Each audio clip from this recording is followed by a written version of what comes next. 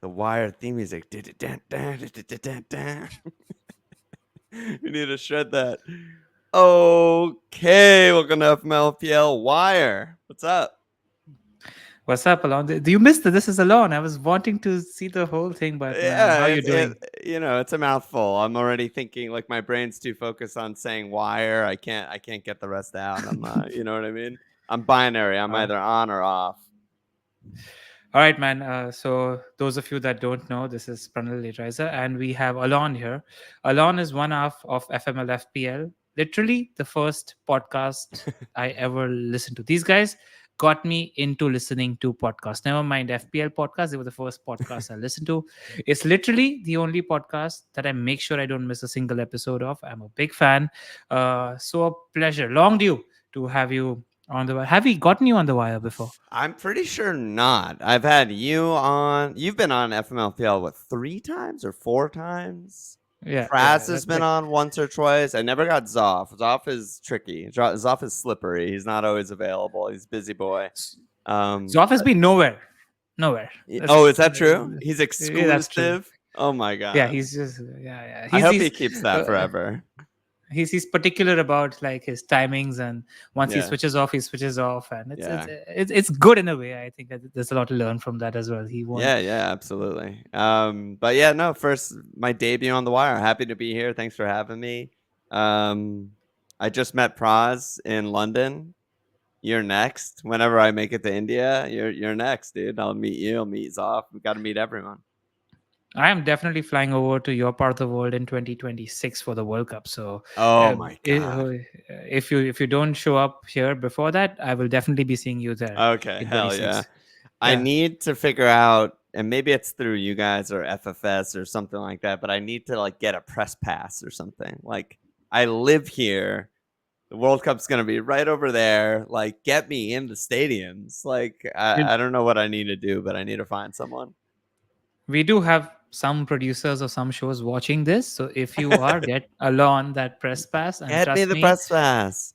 he'll make it worth it. He'll make it worth it. I've been on Right, man. BBC. I don't have to curse. It's not like a requirement. I just like to do it. Okay, All right, man. By the way, you can feel free to just speak however you want to on this podcast. It's all good. Absolutely.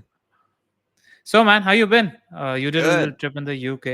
Yeah, I How's the was in first the 3 weeks? UK. Yeah, I mean, my team's looking good. The UK was great. Had so much fun. I'm 350K, which I feel like right now is really good. It's spectacular. It's Yeah, great. it just feels like, I didn't nail every pick. No one nails every pick. I don't think it's even possible, but I started with Mo and I started with Holland. And I think that was like a pretty rare combo among, the sorts of people that we talk to and we, look at and appreciate. Most people are going one or the other. I went for both. Obviously I'm thin elsewhere because I went for both and I have Trent, but they both have 1 billion points, so I'm doing well. And I think the thing I said to Walsh on our last episode was like, when you look back at it pre-game week 1, it's almost like I simplified the game. It's like either Mo and Holland do well and I'm doing well, or Mo and Holland aren't doing well and I have the 2 most expensive players in the game and I can get anyone. So that's kind of like the position I feel like I put myself in. And here we are going into game week 4. They're the 2 highest scoring players in the game. Therefore, I'm doing well. So I'm chilling. I'm good. Yeah, man, that's one regret. I was on Mo Salah and Haaland until the last week. So what happened in the last week is Solanke joined Spurs, Yeah, and yeah. the first 2 fixtures got me. So I had Muniz for that slot as my third striker all the way through until the last week, and I'm like, no, man, I think Dom could get something here, and that's I fall for that trap every single time where you get sucked into the new toy. But I'm like Spurs attacking goals, and But then they you had got so incredible unlucky, first. though. Yeah. With the The Everton game injury. was the one. Yeah. The injury, just because, like, I'm looking at your team now and, like, oh, you still have Muniz. You ended up going Muniz anyway because you had to get rid of injured Dom. And yeah, I mean, he had, like, 8 chances against Leicester, even though they were mostly headed. And then, doesn't play against Everton, they score 4. It's just like, oh, well, yeah, that should have been a good pick. Yeah, it's all right though. Happens in FPL. Like life is about consolidating your current position. Otherwise, we're going to go into all Yeah, sorts you of can't. tales all over the You place. can't. You You can't. can't.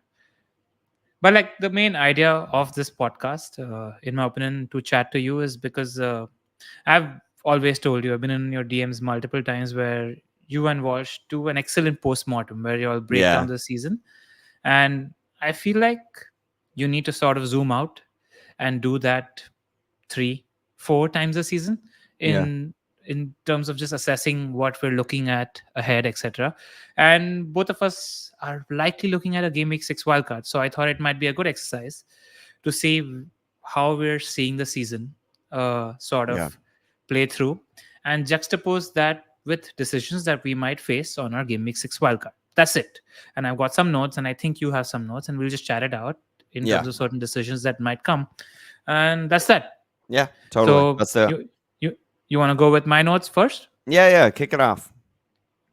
Just general macro trend, like the big hitters are there.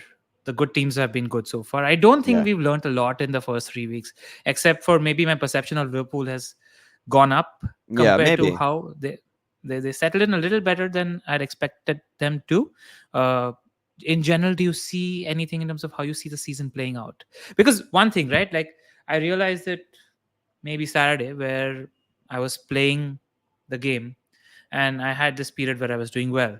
And I was Yeah. like, I can just copy paste that and implement that way of playing into Yeah. this season Yeah. and it'll work. But it doesn't because there are many factors in that sort of define your strategy Right. in a season, and realizing that maybe having uh, one of the best forwards in the game ever, playing Ever. for definitely the best team in the country, uh, having no backup as a striker, Right. like, and having a full preseason off, having a full preseason, having no Yeah. international games means that to gain edge on the field, you probably need to look at other ways, not captaining the other guy. Like that might not be the best way. Yeah. So are you seeing a meta early on? I mean, yeah, definitely Holland out the gate is making himself very known. I mean, I the pressers are I think are mostly still noise and just lies from the managers, but Pep and Holland both kept saying the same thing over and over again. Like he's never looked better. He's never looked fitter. He feels so much better than last season. He's so much stronger than last season. And then he comes in with the back-to-back hat tricks. It's like, oh, okay. Maybe there was some truth to that. But at the same time, like you just said, I don't actually think we learned that much new, right? If you just go sort of position by position in the game, and forward is kind of weird because it's Holland and then there's no one for 6 million. But other than forward, I mean, it's like who are the top midfield scorers? It's like Mo. That's what we expect. Diaz is maybe higher than we would have thought, but it makes sense. Palmer, Saka, Bumo, these guys, those are the guys, that's who everyone would have guessed pre-game week 1 are the highest score. Who are the highest scoring defenders? The Liverpool guys are up there. Porro's up there. Romero got a goal, whatever. Arsenal guys are the next 3. That's pretty much how we thought it would go. And keepers are the same, right? It's Allison, it's Raya, little bit of a gap, Pope, little bit of a gap, Ederson. Yeah, makes sense. Like everything so far. And I think it's part of the reason that like a lot of people are just sitting on 3 free transfers right now, or like 2 frees, and they just wildcarded, and their team's great, but not that different to my team or maybe even your team. Is that like the good teams are good, the same best 3 teams from last year, are the same best 3 teams from this year. The pricing is really good, meaning that there's more differentiation, I think, between the FPL teams, but also there's a lot of different people getting points. So like I think in the past 3 years, it's like if you don't have, I can't really think of someone off the top of my head. Like if you're going like no Palmer last year, I mean, that's a ridiculous example, but it just felt like there's no other way to get points. Like you got to just get the guy because everyone has him for a reason. There's no alternative that seems good. Whereas this year, I feel like there are a lot of alternatives, and they're all good so far. They're all scoring points. So I don't know what to take from that. We haven't learned that much between them, right? We haven't learned that much, but I think what we do know is they are all good. Yeah. They're all good, Yeah. and you can't have all of them. You can't have everyone. That's the season motto for me is like every time I feel FOMO, every time I'm looking at like I'm watching Brentford Southampton, I don't have Boomo, and I'm just like, "Oh my god, what am I doing?" Southampton are a complete mess. I just have to remember to myself that like you can't have everyone. Like they have Boomo, they don't have Mo. Like they have insert guy, they don't have Trent. Like I have good guys too. There's a lot of good guys in the game. So you just got to keep reminding yourself that and not like because I think in past years I would have been like so tilted after Bumo bracing because it was so obvious, right? It's like no Tony, Bumo, home Southampton, obvious brace. So, so knowing that you can't have everybody now, uh, where do you think you're going to find value in the transfers you make? Like Mm, citing an example to you, like you have Salah and you yep, have him for the 2 home games in 4 and 5, yep, and then he's got Wolves away in game week 6 and Palace away in game week 7. yep. Do you think there's going to be value in switching Salah to Saka, who's got Southampton at home and Leicester at home in 6 and 7, or is that sort of going to even out and you're going to find value in that transfer? I think that there's definitely value in that. I think that this is the kind of season where, you know, not I'm not trying to pick who's better between premium and premium, but more I'm just trying to pick a window of time where they could just score a billion points. And especially like game week 6 and 7, right? I mean, I think in Arsenal guy, Saka, maybe Kai, maybe even like sleeper Odegaard because he does well in these kind of fixtures. Like in 6 and 7, they're who I want to captain. Like they could score 5 goals in either of those games.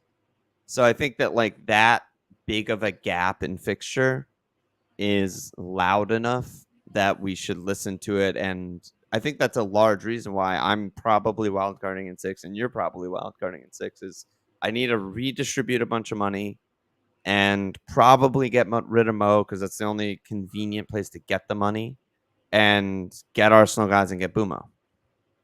Do you clock that Odegaard got hurt yesterday? Yeah, I know. We'll see. We'll see how long that is. Yeah.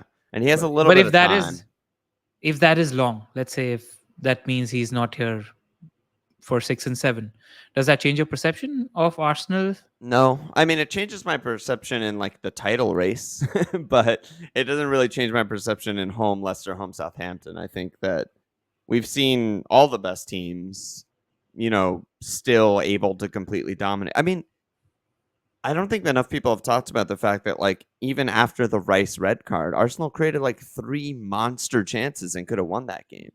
Like they're Agree. so good. They're 10 men against Brighton, who's a top half team, and they're just creating monster chances. Like I'm not really worried about Noah Odegaard in those games. They're still gonna like destroy those teams, I'm pretty sure. But um yeah, I mean the thing is also I want to also talk about your team, but like I was looking at my team and I'm like, I'm 4 free transfers from here to game week 6. I'm 4 frees away from like a team that I want. Maybe 3 even if it's say let's just say Odegaard's hurt, and so I just go double Arsenal and Bumo. And like I'm gonna have the freeze to just do that. So I'm like also not even, and this is like one of my notes is like I could wildcard in 6, and it makes sense to wildcard in 6, especially with the new way the freeze carry over. So instead of using 3 freeze, I can just use wildcard and then have 3 freeze. But I could also just not wildcard and like pretty easily, barring injury, transform my team into basically the team I want. Um, are you dead set on wildcarding in 6, or what do you think? What kind of things may or may not happen that would make you not wildcard in 6? I'm dead set on Okay. wildcarding Okay. in game week 6. I don't have that many frees. Firstly, I had one free transfer and I did Saka to Salah the day before he was going to price rise. Yeah. So I've got 0 Arsenal at the moment, and I will want 3 Arsenal. I've got 1 free transfer. So it's almost like being in a worse position makes the decision easier Yeah. for me. Oh my Yeah. god. I have that as Yeah. like a recurring theme of FPL. It's like I wish I was in a worse position to make my decision easier. It's like a feeling that I feel all the time. Yeah, that almost like, if you really think about it, it almost, until you have wildcard, like you can play a little loose Yeah. because you have a bailout option, like just sitting there in case things don't work out. That's all. So maybe that's something you can do from that. But I think it's always putting in the work. I think eventually, when you have arrived to that decision, carrying 4 or 5 tree transfers into game week 6, you make your setup with using 4 transfers, and you make your setup with your wildcard, Right. and you see which one's better. And the answer will come to you once you put in the yards. I feel like Yeah. you Yeah. won't know otherwise. Like, what are you gaining? Like, okay, I'm here, but I am also better placed to get Spurs in 7 or 8, or Right. get second city midfielder in 7 or 8. Like, Right. and I always like playing the game ahead. I hate Yeah. chasing. I don't like Yeah. being behind, because then you get to make those luxury transfers, right? It's something I wanted to talk about. Where, let's assume we're going to wild card in game week 6, and Yeah. earlier there was always a fun roll of the dice pre game week 6 wild card. 1 week punt. Now you're Yeah. thinking three times about the game week 1 punt, because you much Yeah. would you rather use a transfer after? What are your thoughts there? Yeah, I mean, like that, and that goes hand in hand. What I was thinking when you were talking is also just we're in this new world where it's like, is it better to use 3 or 4 frees, or is it better to wild card and have 3 or 4 frees?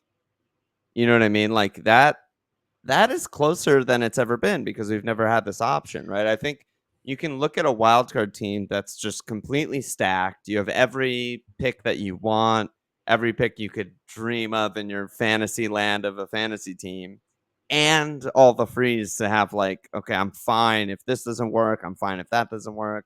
I can get Mo back when the fixtures turn again, because that's another Arsenal topic I want to talk about. Like they have 3 good fixtures and then they have nightmare fixtures. So it's like a weird little window that we're, going hard on Arsenal. Sorry, what'd you ask me again?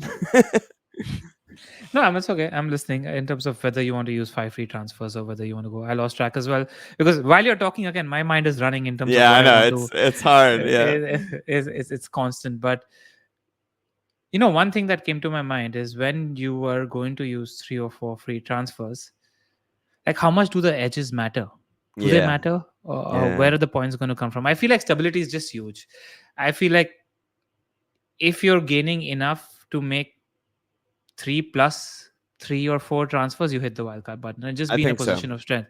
I think Yeah. so. Like, one advantage of holding, though, is before you wildcard, if you wildcard in game week 6, you're getting one use case of how teams are treating Europe. Let's say you Big push one. that by a week or 2 or 3, because I think there's Champions League fixtures between 4, 5, 5, 6. Sorry, 4, 5, 6, 7, and 8, 9. So, like, getting 2 or 3 use cases how teams are treating Europe and seeing a trend there Yeah. might help you. So that's it. Like, I think what are the must-haves on a game week 6 wildcard? Boomo, plus maybe 1 or 2 Brentford. Not a must-have, but Boomo's a Buma for must-have. Like, sure. you want Boom. Buma for sure. 3 Arsenal Yeah. of some sort. Yeah. And Trent, you're already there. So we're going to talk about Trent. I have so many Yeah. questions lined up. Like, Either. yeah, So the Europe point I don't think should be skipped over. Like people need to remember that we're in this new Champions League. We don't really know how managers are going to handle it, right? Like, it's one thing to look at the FPL ticker and see Arsenal home Leicester, Arsenal home Southampton, arguably the 2 best fixtures in the entire season back to back, but they have home PSG in between those. between them. Yeah, exactly. Like, what does that mean? Like, is Kai playing 270 minutes? Is Saka playing 270 minutes? Like, probably not. Like, they'll go up 3-0 in either of those games, sub guys, save guys, put Jesus in, put Raz maybe gets a game or something, so we don't really know. There's a lot of unknowns still in the season. I feel like in this particular use case, because we have enough information in terms of what Arteta does, like because of Arteta being Arteta and him not rotating that much, Yeah. and them already dropping points to Brighton, I think he doesn't rotate. Like, Yeah. I and mean, but especially because there's an also that international break after 6, right? So yeah, yeah. he'll see this as a chunk of 3 where he wants to make sure he gets 9 points and Yeah. stays in touch with your team and City. That's it. Yeah, I think that's probably right. I'm just kind of like playing devil's advocate because like we might be going into those games. There might be no Odegaard. He might be thinking like, we're getting really thin. I just want to, keep it tight against PSG and not overextend Saka because we're already missing Odegaard and we build up everything on the right side. I'm just playing devil's advocate, but it's possible. It's all possible. It's all and like obviously Liverpool new manager. We have no idea how he's going to handle rotation. It might just be a different front three in Champions League and a different front three in the league, but we don't know. So what does that mean? Because okay, this is one of the questions I had. So we have Europe to worry about, Yeah. 5 onwards. Yeah. Now, the right comparison to make is people like Boomo, Eze, Yeah. Bowen, Gordon that Yeah. have no Europe, and you compare that to a Diaz. Right. Like that now, objectively, just because of minutes and no Europe, even though the upside might be greater for somebody like Luis Diaz, are these fish and chip picks, these glue picks, the better picks? I'm totally with you. I think they're easily better. I think that like game week 1, a lot of people went Jota, some people went Diaz. Like I think that was really reasonable and you got rewarded for it, right? But starting very soon, I mean starting sort of now for Eze and starting in game week 6 for Bumo, I think they're like essential almost. Right? I mean, these are guys who I think everyone in FPL always uses the phrase like ticks every box, but no one ever talks about what that means. But what that means for me is, nailed 90 pens, set pieces, talisman, main man. And both Bumo and Eze tick literally all of those boxes. Good And team. they're good team and they're affordable. And no Europe is like maybe another box that we should tick. Where it's like that's where the 90 minutes is so crucial, right? And it's like, Slot's been subbing for fun. Like Mo might just play 68 minutes in one of these good games because they have Europe and Liverpool are winning 2-0 and he just wants to shut it down, Whereas like Bumo and Eze getting an extra 20 to 30 minutes is very significant, right? More goals are scored at the end of the games, more extra time, all that stuff. We saw that, I think, in glimpses last year where it's so significant to have your guy on the pitch at the end of the game. All right. So we're thinking that these guys, the glue guys, are better when Europe comes into the picture, right? Yeah. I think they're like borderline essential. I think they're like you build your team around like they're immovable almost is how I'm treating it. And I'm thinking, it's hard to project far away, but that's sort of the exercise we're doing. I'm thinking like I would rather use my transfer on like Mo to Saka and Saka back to Mo and just keeping Eze and Bumo that whole time versus like trying to mess around with Eze, Bumo. Oh, they have a bad fixture, whatever. They're 90, they're pens, they're set pieces, doesn't matter to me. And I always feel like the answer won't be black or white. Like sometimes, like Crystal Palace will go through a bad phase where they're not clicking as much as they threw, or they have Mateta injured, which is why now without Olise and Mateta, they are struggling to create as much. So it's very layered in terms of how we're making. But largely, I'm in agreement with you where I see us holding the Eze's, Bumos, Trents, Gabriels of the world and pushing around the big hitters. But I feel like the big hitters needs the big hitters. The move for them is substantiated if captaincy comes into the picture. Yes. I feel like captaincy is huge. Like, are you a especially captaincy matrix kind of guy? Do you do that? no, but I should.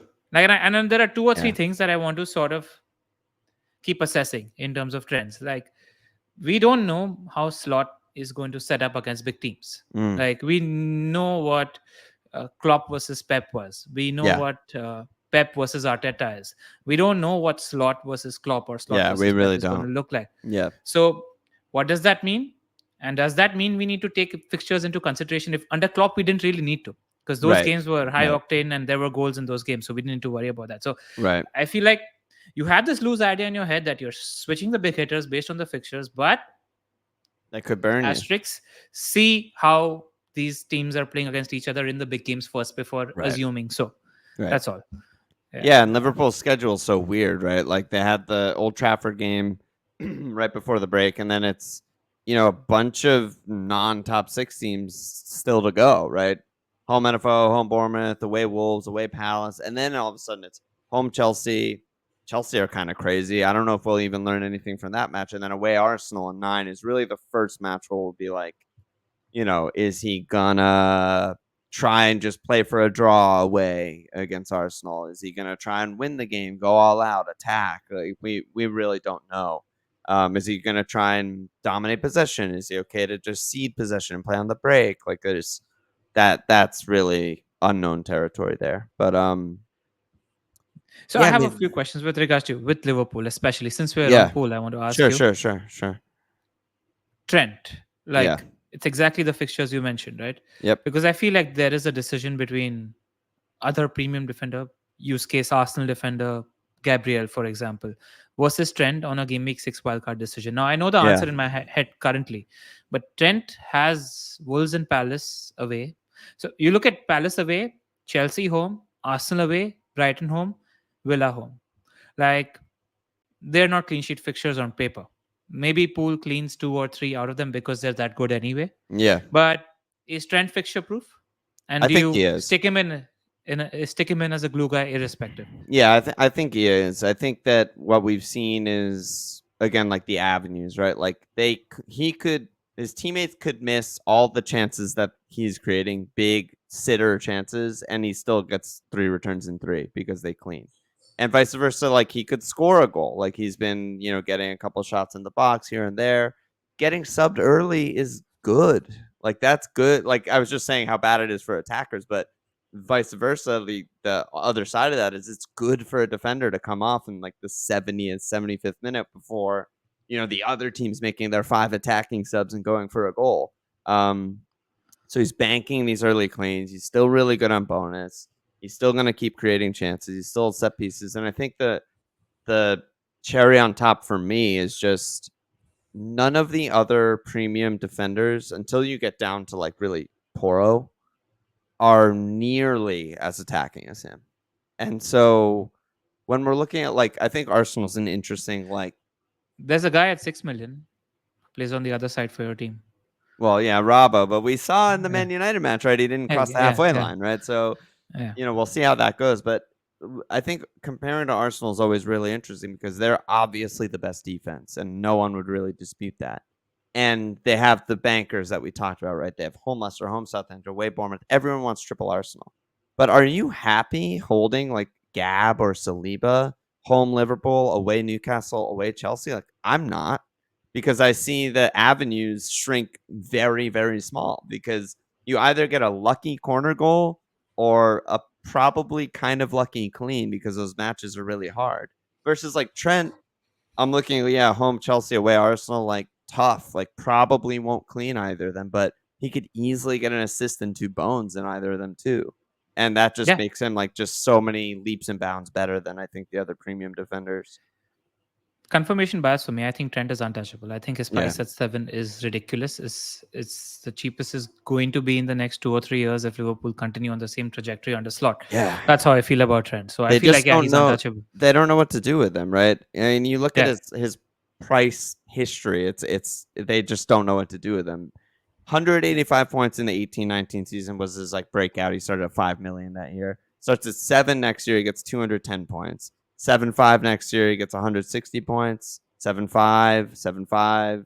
7-5, 8 last year. He got injured, only 122 points. Liverpool defense was bad. They drop him a million, and it's just like, well, that's probably wrong. He's been 7-5 or above for like 5 consecutive seasons for a reason. And yeah, I'm jumping all over that. I'm surprised he Yeah. hasn't price rose. Yeah, he's cheap, and I think people are spending their transfers in attack at the moment. That's all, Yeah. and Yeah. people are getting away with it. Like if we went on Oh trend my game week God. one, he is probably 15 points below what he should actually be It's based so on the returns annoying. that he should. Yeah, but it's all right. I'm with you on the same page. Let's Yeah. look forward. Yeah. Now you mentioned Arsenal. It's interesting here because so there are two directions I want to take. I'll move into the Arsenal, but I want to come back to Liverpool because I want to talk about a certain player. But Arsenal, right? So the thing you mentioned, that's an interesting part of the conversation because we Yeah. will have Yeah. decision about three Arsenal on the wild card. You don't want that Arsenal defender for Liverpool, Newcastle, Chelsea. But my thinking is, I don't mind Raya. Good. Great point. Great point. Don't mind a keeper in a couple bad fixtures, especially when they're a great keeper on the best defense. Yeah, that's a great point. Yeah, I don't yeah, mind Raya. Don't want any of the defenders. And there's no, I mean, obviously they're the best or second best team in the league. There's no attacker that's like cheap enough where I would bench them, right? There's no like 6 million guy that I could just punt on Arsenal and then transfer them out after the run. there might be. Who, Trossard or something? Who are you thinking? Rice? The guy they bought because Trossard and Marino? Martinelli haven't been good enough. Oh, Raz? Oh my It's God. Let's go. it's going to happen. I'm I telling you, it's love going to Raz. happen. I agree with you, by the way. I've been saying Yeah. for like 6 months that like I don't really believe in Martinelli and Tross, and yeah, I mean Raz Out of might be the all the guy. clubs that Raz could have gone to, this is literally best case scenario. Like Yeah, and he doesn't even have to move. He just keeps his apartment. and Arteta knows him. He's done really well when Arteta was there at Yeah. City. Like they have a good relationship going. He's technically secure, which is something Arteta sort of values. Yep. So there could be something there. Just Yeah, monitor. that's Like a we that's a could be good talking. shout. Yeah. Like, but we'll see what happens. But the question now, I want Yeah, to. the point of what I was saying is that like there's probably not a guy that you're happy to bench, right? An attacker, a midfielder or a forward that you're happy to bench in those games. Don't really want a defender. So I think it's like you obviously the standouts are Saka and Kai. I think Odegaard deserves a very big shout if he's fit because historically he just bangs in the bankers. He's a flat track bully. It allows him to play further up the pitch. He can brace in any of these games. But aside from that, it's like kind of just Raya. I think that's a great point that you made. It's kind of just Raya, or I might not go defender because I in the same way that like I don't want to bench them. I don't want to really use a transfer there either. Like I don't want to have a Yeah. defender for 3 fixtures, transfer them to like I don't know, Porro or something like that, and use a free there. I don't know. What do you think about that? Yeah, I'm with you. I'm with you. Like maybe going for because Arsenal are going to dominate possession in those three games. Maybe a punt on Ben White with a view to sell him Mm, at some point might yeah, be an option. But then you have to figure where you're willing to spend transfers. You can't be yeah, willing to spend transfers in every position. So you right, decide, okay, maybe this is where I want to play side upside. But I think there might be better opportunities to play that. right. But coming back to Raya now, because it's something that because we'll be looking at 4.5 million keeper versus Raya. Mm, Now, is there value in having that 1 million handy that gives us more flexibility in attack? Or can you play safe, bleed? And there's I normally wouldn't think about a Raya. But why I'm thinking about a Raya is because two or three things have happened. Like in the first three game weeks, the bonus points for midfielders and strikers have gone up by a lot. 30% Yeah. for both of them. The bonus points for keepers when they make multiple saves is zero. But the bonus points for keepers when they keep clean sheets is still there. Oh, okay. So Yeah.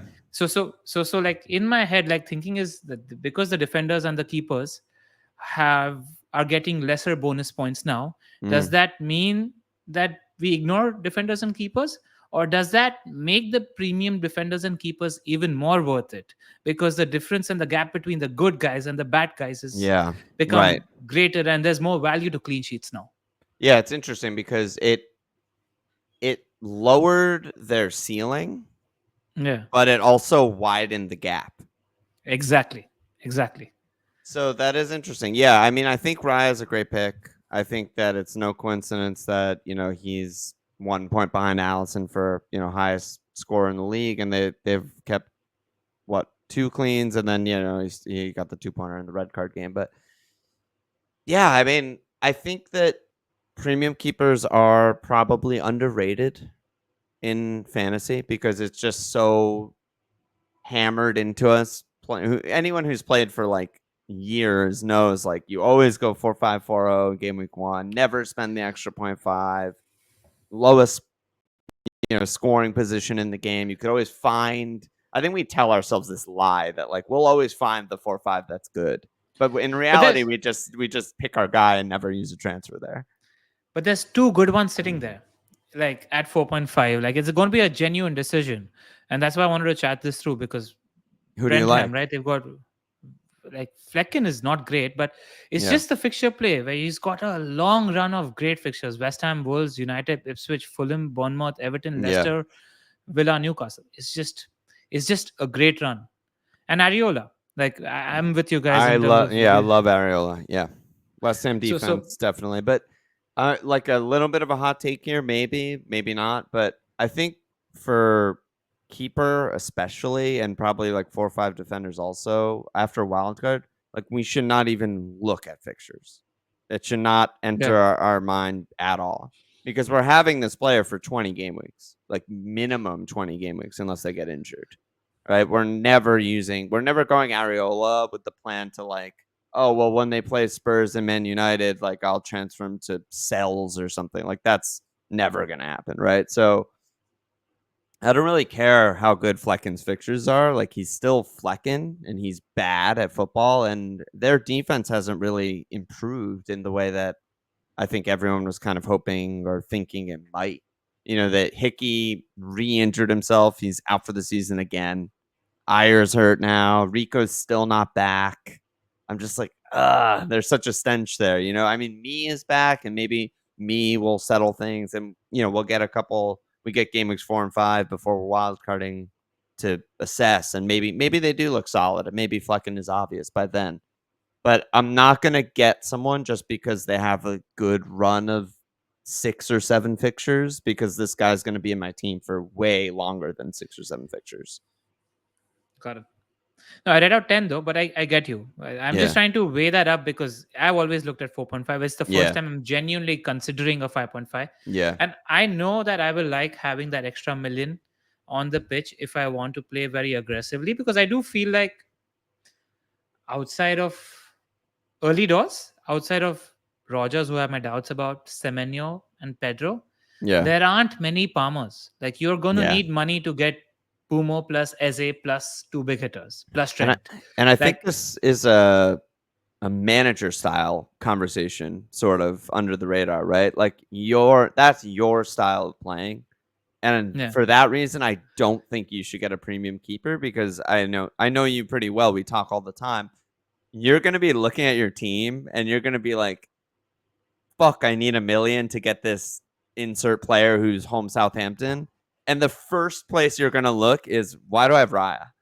I'm gonna just take 1 million from there because it's just sitting there, and I can put it into this guy that I really want that I can't afford. I think that's like the first place your brain is always gonna go, and you're always gonna feel this like regret of like, I don't have the guys that I want. I don't have the flexibility I want, which is also something that I'm trying to like hammer into my own head of just everyone in preseason, of the people we talk to and listen to, is like, you got to stay flexible pre-game week 1, right? You got to have the prices distributed throughout your team so you can get this guy or move to this guy, or have, people start game week 1 with money in the bank all the time. But once it becomes like game week 5, I feel like no one talks about that anymore. But you really need to stay flexible all the time, ideally, because you want the most options of, you never know what's going to happen. You want the most options to go to transfer to. So I think that for you, and hearing you talk is like a reminder of like, that's LR's play style right there in a nutshell. Is like, I think you will regret going premium keeper pretty much no matter what, because no one gets a wildcard team 100% right. I think we should always assume that half our picks are bad. And as soon as you, a couple weeks after wildcard, want to get Bruno because Man United look good, or you want to go back to Gordon, or whoever it is, you need to get Palmer because he's still just so good, and you need to find a million, you need to find 1.5 million. As soon as that happens, you're gonna be like, why the fuck do I have a premium keeper? This is so stupid. Yeah, especially if you want to play aggressively and want to find some edge. Yeah, But there could be edge. I feel like yeah, over 20 weeks, you could be making 20-25 100%, points on the 4.5 keeper. So there is edge to be gained there. It's hundred whether you're percent. going to make up for it by doing what I think And that comes down to that's what I probably mean a by larger. manager style. Sorry, cut you off, Yeah. but that's what I mean by manager style, right? Like if Zoff and Praz are going premium keeper, I'm like, love it.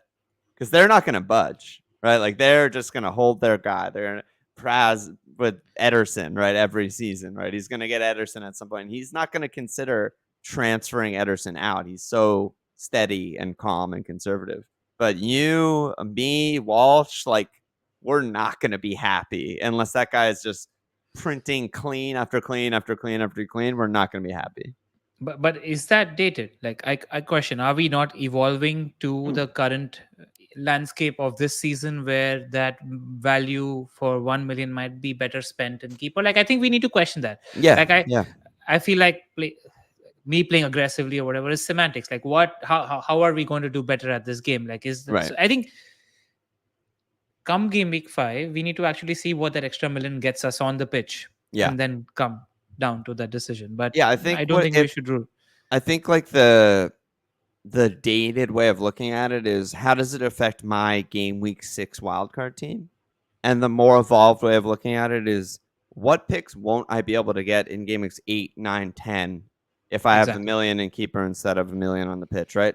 Because it's not going to become clear to us because it's like, I don't know, I'm trying to think of an example on the fly, like DCL or something, right? Like he's home Palace, home Newcastle, 6 and 7. It's like it's okay, but it's not someone that I'm like, he needs to be in my game week 6 wild card team, right? But there's a Yeah. chance that like I want to turn my 5 million, fodder forward into DCL in game week 8, and that's an option that I won't have if I'm spending a million on extra on keeper. And DCL's maybe a silly example, but you know what I mean. Like, there's gonna be. I think we got a good example this game week, the most recent game week of just like Bumo's another level. We know Bumo's like an elite pick, but Bumo is the type of guy home nailed Southampton that we will want to chase in the future game weeks that maybe we Yeah. won't be able to chase if we lock up our money with Raya or Yeah. Yeah. insert premium keeper. So that's how we have to look at it. It's not the game week 6 team. It's like who won't I be able to get in game week 9? It's like Yeah. Brentford or home Ipswich. Like I won't be able to get Wissa. City or home Southampton. Like I won't be able to get Foden or Kev or something like that if I build my team in this fashion. Yeah. And I think you need to build your team to know what's possible, I guess, around Yeah. like that. I think that's the All right. benefit of the people who, or not the benefit, the advantage of the people who use the solvers, right? Because Yeah. that's the type of stuff that it like maps out for you, right? You can be like, here, show me a 6 game week window with Raya, show me a 6 game week window with a 4-5. And like the Yeah. player difference may be like minimal at first, but 5 game weeks from now, it might be like 3, 4, 5 different guys. And it's like, how do Yeah. you like those guys versus, the premium? These guys. These guys. Yeah. Yeah. Maybe we need to solve for 5 weeks with either team. Yeah. I think we Like should. or use a solver. We're going to talk about analytics. It's on my agenda because both of us have the same view to it at the moment. But I want to dial back to Liverpool Yeah. Yeah. because I was thinking about, my notes said, where can we take, what are we seeing early on that others might be late to? And I just have one name out there, Luis Diaz. Okay. Genuinely, like, where is the edge? And I Yeah. feel like this guy could be a 9.5 million pick because Totally. of slots system. Like it's designed to open up space Yeah. for Salah and Diaz Yep. because the other two in the center are. I've never seen Diaz inside the box so much. Yeah. I've never seen him in so much space. And he's also, what, 20? How old is he? He's 23, like 24? 26 or 7. He's really Prime prime. age. Yeah, prime. Like he could make 2 steps up Yeah. this season because he's not running as much. Yeah, He's he's in the 27. position, he's taking a lot more shots. He's inside the box a lot more. Yeah. Is there something there? And I don't feel like Gapco offers what Diaz does on the other side because He definitely doesn't. he, He like, hasn't shown that. I mean, he is really good at carrying Gakpo, and he is like an outlet because of his size more than his speed. You could kick it long to him, and he'll body up any fullback. But yeah, I mean, Diaz looks incredible. It's hard for me to try and stump for like a Liverpool player right now because of the aforementioned Europe and just the depth. The depth is just insane, right? Like he could legitimately bench all 3 of the forwards in a Champions League game, and I'll still feel pretty confident that we're going to win.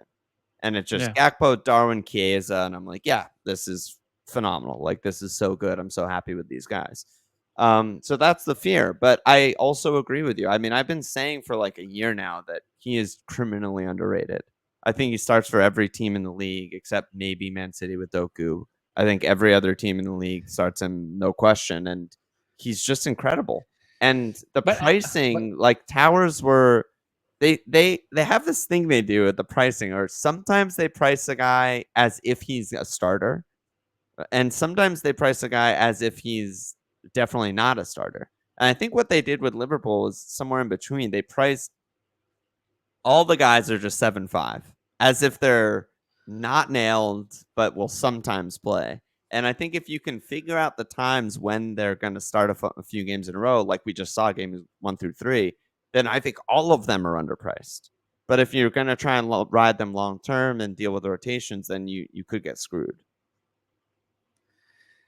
it's also pricing wise, right? Like it's different for Diaz. He used to take a lot of shots from outside the box Yeah, under Klopp. It's different. His role is definitely absolutely. different. Yeah, Like, absolutely. and like earlier we thought that the backup for Jota might be Darwin, and the backup for Diaz might be Gakpo.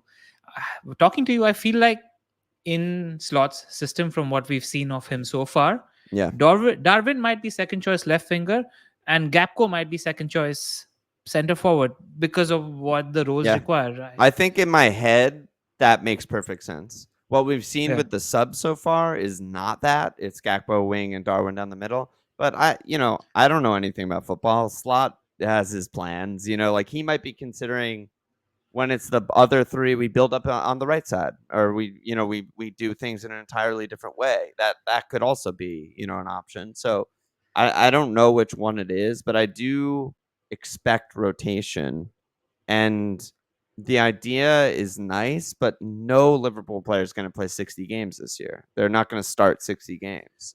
And so I don't want to, put water on your fire for Diaz, but we might have missed the window. It might just be that type of thing where we just have to be like, I wish I went with him. He scores a 14-pointer, 15-pointer back to back, and they have home NFO, home Bournemouth, but it might be bait. Like it might just not be a good pick.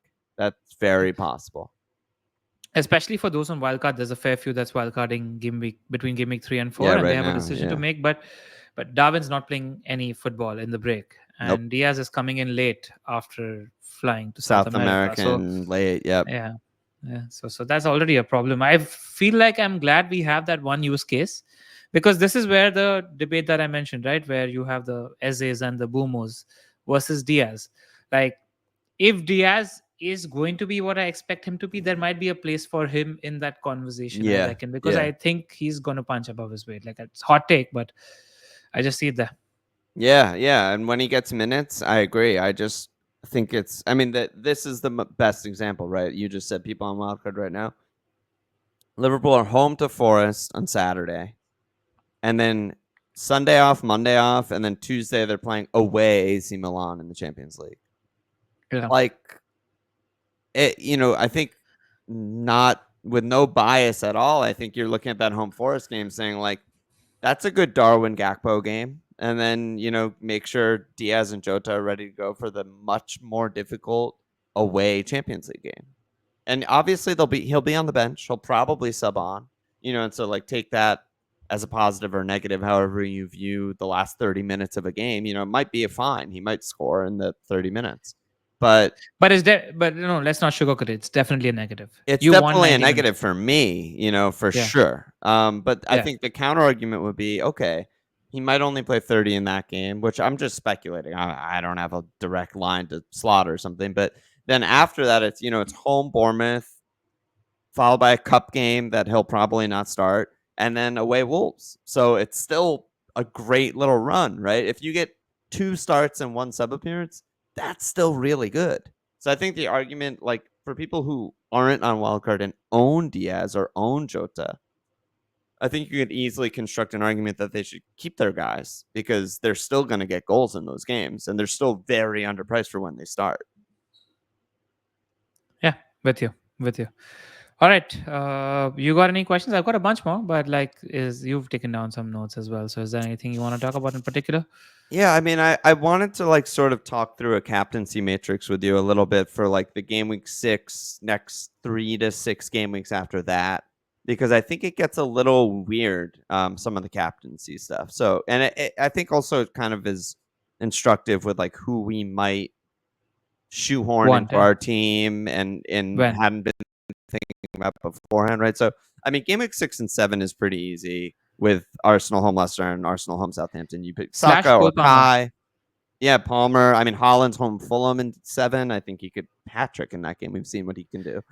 I feel like Haaland's nailed on Captain 7. I think he's better, Yeah. way better than Saka, Kai, or Palmer. Yeah, I agree. Like, if Holland's home to any bottom half team, I think at this point you just have to captain him. Yeah, like he's Until way proven better. I feel otherwise. like the difference is significant. I don't think you can match up holding a Saka or a Kai. Like the only one who's coming close to matching up as somewhat reliable is Salah, but outside of that, Yeah. Palmer, if he continues to be what he was last season, not Saka, not Kai for me. Not at the moment. I agree with you, which is another interesting thing about, our nailed on triple Arsenal on our game week 6 wildcard, because I think genuinely the only match that will captain them is home Leicester in 6. I don't think they're Yeah. even a shout for any other fixture, in the next 6 after that. Because in 7 And we're I think there's captaining a Holland. Oh, go ahead. and even then there's a Palmer conversation to have. I genuinely think there's a Yeah. Palmer conversation to have. Yeah. Because Brighton gives spaces. Did you see the first 40 minutes of the game until the red? Yeah. Like they were all over Brighton. Yeah. And They like my dominated them. They could have scored 3. Yeah. my perception of Brighton comes from the fact that we created a fair amount against Brighton and Yeah. we're not good. We're not good. Yeah. Yeah. Like so I feel like Chelsea might there's a conversation to have about Palmer, Yeah. I think. Yeah. Palmer's fantastic. Yeah. So Yeah.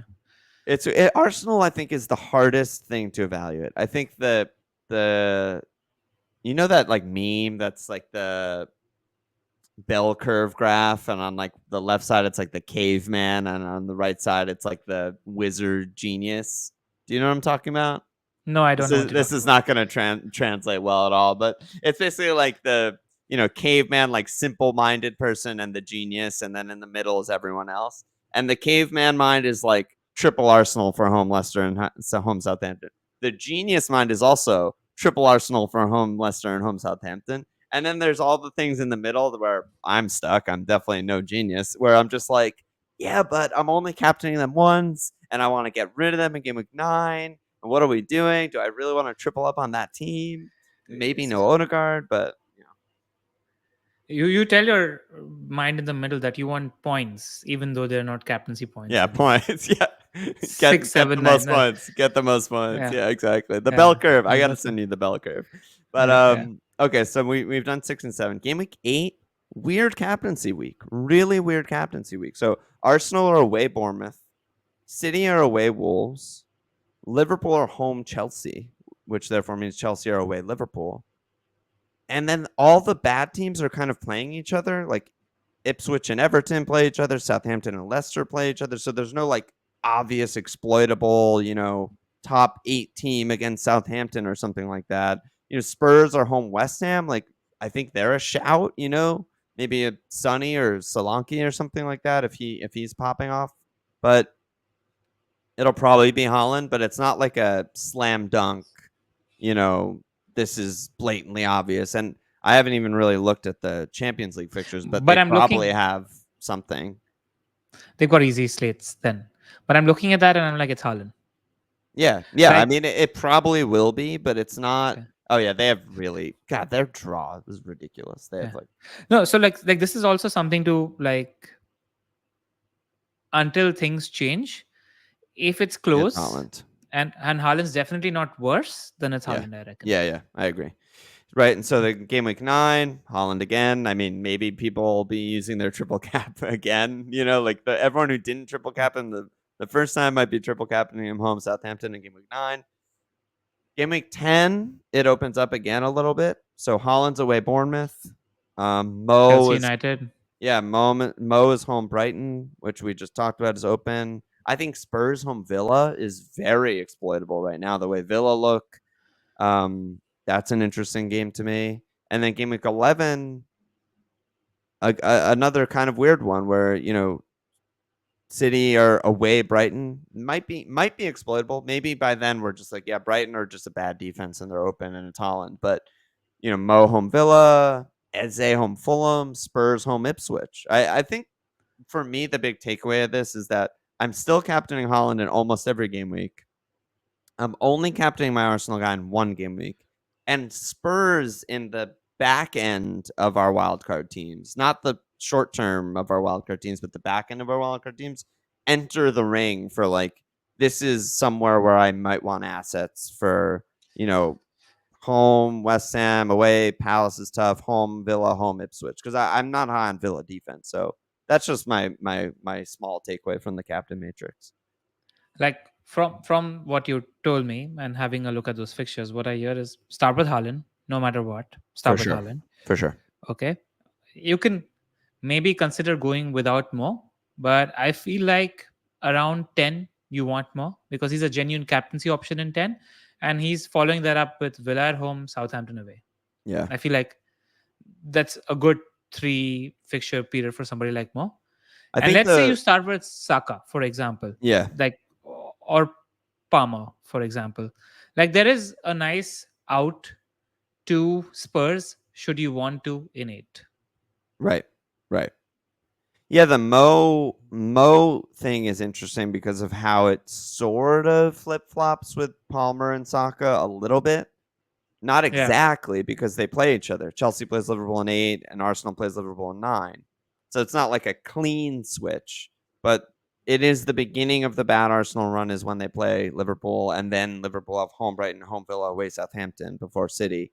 So that's like maybe a spot where we're going Saka and then we switch back to Mo, something like that. But um Also, like while you're talking Arsenal, I also don't mind Saka for Liverpool home, Newcastle away, Chelsea away. I don't mind it. Like I'm okay. Like if yeah. I Yeah. don't Yeah, have you're funds, right. It's not as bad uh, as it looks on paper. I mean, I like think that like Newcastle is for me, if I'm gonna say things that I think are true after 3 game weeks, it's been a long time since Newcastle was a good defense. exactly. A really long time. I think they're just a mid-table defense, and that's totally fine. They might still finish top S- 6. Same for Chelsea, in my opinion. Yeah, yeah, that's probably fair. So Yeah, so if you want to hold Kai through this because Saka's more expensive, yeah. completely fine. So you can hold 1 out of 2 Arsenal attackers if you go with 2 Arsenal attackers through this 3 game week period, in my opinion. Yeah, I think Kai is more important than Saka in the period because he's so much cheaper and forwards are so much worse. And you're And just it's going to and be it's fine to hold him. and it's an easier move from Saka to Palmer, Son, or Right. Salah. And And there's in like case, barely any forwards you want. I mean, maybe Dom. yeah, so that's why Kai helps because in case Dom explodes, you have that switch available should you want it. This is why imagine going into wildcard 6 with 4 free Yeah. transfers. Like you have these options open in front of you. Like I'm already thinking Yeah. about your decision about wildcarding. It's nice to like be aggressive with these moves should you Yeah. want to. Yeah. That's all. I wonder, like, it's going to sound really dumb. I'm aware of what I'm about to say, but I think that there's a world where, like, you could just go, assuming fitness. Like, right, we don't know the severity of the ankle injury for Odegaard at this point, but I think there could be a world where you just go like Odegaard, Kai, and you just like hold Mo or something like that. Yeah, And if Odegaard's fit, he's just as good in those fixtures as Saka. That's how it's been for 2 years. Is like in the home bankers, Odegaard's just as good a pick as Saka. I think Kai is an incredible pick, and Mo's fixture proof, and you're only going to captain an Arsenal player in one game week. I think it's viable. I think that's not really that crazy. And I think if you told me that 2 weeks ago, I'd have been like, no, you have to get Saka, like most obvious best pick, blah, blah, blah, blah, blah. but like one thing's changed from last season. Like this season, Saka is visibly not as wide as he was last season. Like he's coming in to the back post for every attack that's coming from that left hand side for Arsenal. Yeah. He's in much better goal scoring positions this year than he was last year, in my opinion. Yeah, I So think you can I make do that expect him case. to make a jump. Like we He's sometimes incredible. He's incredible. Yeah. he's incredible. But what happened is last year I sometimes ignored him because I'm like, okay, he's winger. Well, He's a you winger. got killed. I got killed, but like I felt like his outlets or his routes to points were okay. He's really good, so he's going to beat a couple of players and shoot from not really good distances and maybe get a goal or two. But he's so accurate with what he does.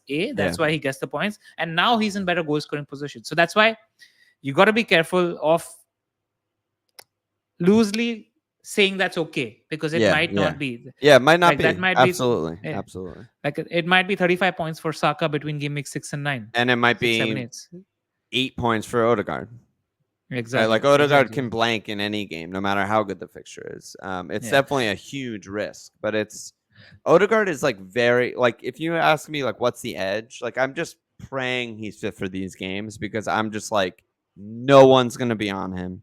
He's probably gonna be coming off a run of like 5 blanks in a row or something right there. Like he has no Or it's points. going to I be his think. first game playing. Like I don't think he plays for the. I mean, we'll scan determine, but he was on crutches today. Yeah, I'm he's worried not about going to it. play the North London Derby, and yeah, he has Yeah. no points so far. He's probably like almost definitely bet the house he's going to be on 0 returns going into home Yeah. Leicester, home Southampton. I think no one's on him.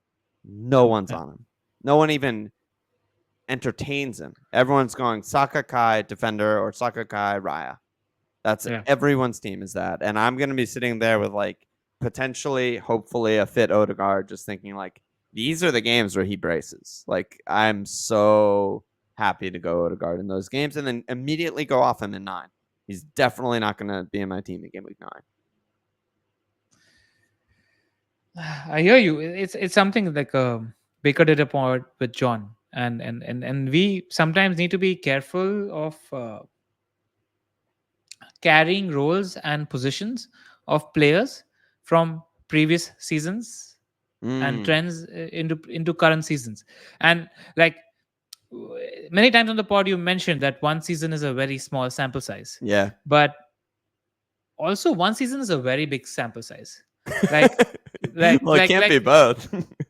but like what I'm trying to say here is that qualitatively, when you're trying to assess the quality of players and their finishing ability, one season is a small sample size. Yeah, But like that's where the edge is. I feel like tactically, if we see something where a manager is using a player differently, getting like Diaz, this example, more space, or Odegaard. He mentioned Odegaard, I think, was doing a little more ball carrying, and that's why he was not in the final third as much this season. Something of that sort. Like that's where the edge is, I reckon. Where I think the analytics might not spot these tactical adjustments, whereas we do, and that's where we jump on certain players. I feel like so that. That's I haven't listened to that episode, but I mean, I think broadly the way to think about it is that like the correct thing to do when you're looking at data is to take as much information as you could possibly get. It's like if you're talking about someone like Odegaard, right, that he's played 3 games, the incorrect thing to do if you're doing a statistical analysis of Odegaard is say, I'm just going to look at these 3 games, right? Like everyone knows that. That makes no sense. Correct. it's you want to factor in who the player is. So you want to factor in maybe the last 2-3 years weighted in different ways, right? 2 years ago weighted the least. Last year weighted pretty heavily. 3 games, see what he's done, and that all goes into the robot printing a picture of what the projected points. But like you're saying, I think sometimes there's something that is a very small sample size, a very like subtle tactical change, whatever. Like I don't know, I'm thinking of almost like a Munoz, right? And obviously Munoz hasn't gone great. He has like 1 assist and Palace have been bad, right? But that's totally the type of thing where it's just like, no, watch him. Like, watch him. I promise you. He's not getting the numbers because the ball's not landing at his foot, but he's back post. He's playing striker. He's playing striker for Palace, right? And it did kind of work in the end of the last season. He only got the 1 assist this season. They've been off to a slow start, but I do think that those type of things you can jump on maybe before the analytics teams jump on. Yeah. Yeah. Um, Like just the first example of just again taking data from last season into this data this season is Ward. mhm. Like he isn't marauding left winger Right, this season. right. Tactically, things have changed. Like so, that's just citing an example. Yeah. Which brings me to the next question: Okay. wildcarders in game week Yes. 4 and us on game week 6 wildcard. Rico, no Rico. Yeah, I think for now, well, let me preface this by saying I know a lot of your listeners probably don't listen to FMLFPL. Walsh just wildcarded the guy I do the podcast with, and I fucking love his team. I think he crushed it, has a terrific team. He has Rico, but he has a lot of depth on his bench to sort of cover if and slash when Rico is no longer a pick, whenever that happens. I think that's the way you have to do it. I think that like what I Correct. kept hammering home into Walsh's head was, the original teams he was sending me was like, I have Rico and I have no bench. I have like a 4-0, a 4-5, and a non-playing forward. And I was just like, this is a disaster. Like you're Exactly. relying too much on Rico. You're relying too much on Rogers. 2 weeks from now, I don't care if you have 3 free transfers. 2 weeks from now, you're gonna be like, what the fuck am I doing? Starting João Pedro against Liverpool and Man City and with no bench, and it's a nightmare. And Rico's not starting half the games. That said, I think wildcard allows you to prepare your team accordingly and take risks accordingly. And like, I have Barco, I have 4 or 5 shitter midfielder. Like, I don't really want Rico because anytime he doesn't play, I'm getting a 0 or 1 pointer for sure. It's a nightmare. But yeah, if you can build a wildcard team, which I think a ton of people in our Discord, and I'm sure yours too, are on wildcard right now. I think you can construct it in a way that's like, if Rico doesn't start and you cross your fingers that he doesn't sub on in that game, you can be like, this guy subs in and I'm happy with that. That's fine. Anytime this guy plays, totally fine. I think João Pedro is a good example of that, right? You might not want to start him in bad fixtures, but he's on pens. He's playing well. The team's good. It's fine. Like he subs on away at Chelsea, totally fine. He could absolutely get a 10-pointer in that game. But what you don't want is like Sangare coming in every other week for Rico, because then you're just getting 1 pointers and 0 pointers. So you're basically, and I agree with you. Same thoughts, like in complete agreement. I feel like if you're going Rico, you need to have a rule where if Rico is your third defender, your fourth defender needs to be a nailed on 4.5 guy, and you need to Nailed have a on. playable, 5 4.0 guy, and you need to have not named Baco, and you need to have an eighth attacker. Then Yeah. Rico's acceptable, because almost like when you're building your team, you need to sort of weigh the risk, and your risk can be 10% before shit burns. So Yeah. so I feel like, yeah, as long as you're weighing that risk. Yeah. Now if you're doing Rico, then you can't do Diaz. I feel like it Right. almost needs to be like a give and take. And Yeah. that's it. Yeah. I You think decide what. the easiest way to do it for people building their team is just imagine Rico's a disaster.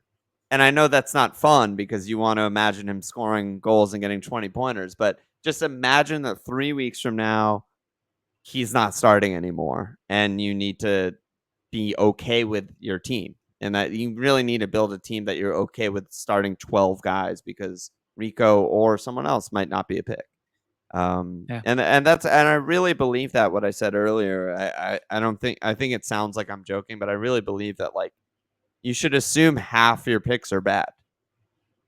Like that's Yeah, just how it goes. That's FPL, baby. Like you just half the people can be part right all the time. Some of the people can be all right part of the time. Whatever the Abe Lincoln quote is, I don't remember the rest of it, but it's something like that. yeah. Pras is like that. Pras Yeah, assumes worst case scenario all the time, yeah, literally all the time. So yeah, that's yeah. something he. But we're the dreamers, right? We imagine best case scenario. Yeah, I'm walking but we need to around like. just imagining a hat tricks left and right. Yeah. Yeah, I feel you. But I do feel like if I was on wildcard, even 4 or 6, I think he's worth the upside. Like Yeah. I am inclined to go for Rico and then balance that risk out because I think Mm. he could absolutely be worth it. And there's a couple of reasons. A, because who are you picking from City? Haaland, a midfielder and a Yeah. defender. Yeah. The defenders are rubbish outside of Rico and Guard Yeah. if when he becomes a pick. So it's not even like Arsenal or Liverpool where you're blocking a spot where Right. there are Right. 5 good FPL picks. I don't think that's the case with City this season. So Yeah. I agree so with that. yeah, I don't really yeah, think it's the case with Arsenal either, but there's no 4-5 on Arsenal is the difference, right? exactly. Liverpool has like 8 picks that you can make an argument for, but yeah, I think with City, I mean, you mentioned earlier, right? There's no Palmer, right? There's no 5-5 mid who might score 200 points. Maybe it's Rico. Rico Yeah. could be the Palmer this year, right? Where it's just like 5 weeks from now, we're just like, holy shit. I mean, he's obviously one of their best players and starts almost every game. Like, that's very possible. But you need to build your team with that Praz mindset of like 3 weeks from now, this guy's essentially red flagged Yeah. because otherwise you're I- setting yourself up for disaster. if I was dreaming, you know what I'd actually do? I'd see the City fixtures and I'd see which ones are the tough ones.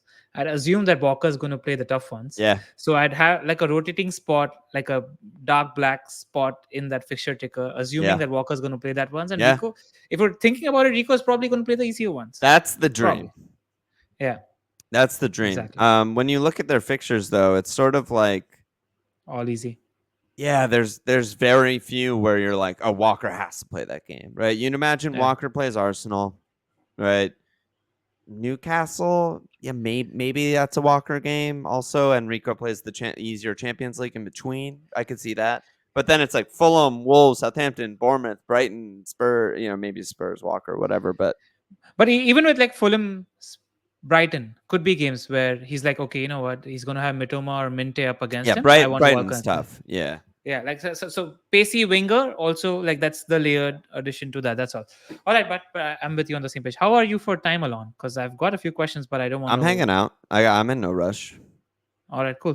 So I've Yeah, got yeah, more yeah. questions Yeah. because I'm enjoying this conversation, and this is like just like It's nailing down the points that I international want break to. always ruins my mood, especially the first international break of every season is just a killer for me. I'm so into FPL, peak interest in FPL at that point. I'm flying, I'm killing it, and then I just have to like sit on my ass for 2 weeks and there's nothing. So this is great for me too. This is getting me back in the zone, and I'm glad you brought up an eighth attacker because that was one of my preseason notes that I didn't do because I knew, I'll eventually wildcard and get over it. But I still think having an eighth attacker, especially with this 5 free transfers thing that, we're all still adjusting to, I think having an eighth attacker is something I really, really want to have on my wildcard team. All right, so I was looking at that yesterday while trying to build a Game Week 6 wildcard team. Yeah. And outside of Rogers and Pedro, which have been the popular eighth attackers so far, like there is a case in which Semenyo could be a great eighth attacker. He's not Yeah. 5 like Rogers, he's 5.5. He costs Yeah. a little more, but he could be great because look at those fixtures. He's got Southampton and Leicester, which are a great 6 and 7. Then he's got tough fixtures, Arsenal, Villa City. Then he's got easy fixtures again, Brentham, Brighton, Wolves, Yeah. Spurs, Ipswich. Like And he good looks from an great. attacker's perspective. He looks great, right? So if you just have somebody that covers for Arsenal, Villa, City, you're good.